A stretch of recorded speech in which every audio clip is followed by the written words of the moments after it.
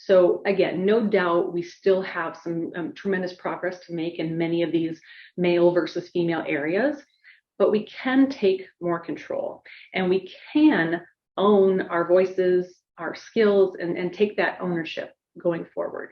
And we can embrace our attributes, the attributes that are listed here, or the attributes that you identify with that aren't listed here, or even if you do identify with those more male-like attributes, it doesn't matter. What is important is understanding who you are and how you want to be seen so that you can put that out there in a way that's true and authentic to you. So the thoughts that we have are really important. We've hinted at that certainly over the past few moments. But the way in which you approach the beliefs that you have about yourself are really important. Again, doesn't matter what gender you identify with. If you believe you are powerful, you believe you're smart, you're skilled, you're creative, you will be more successful.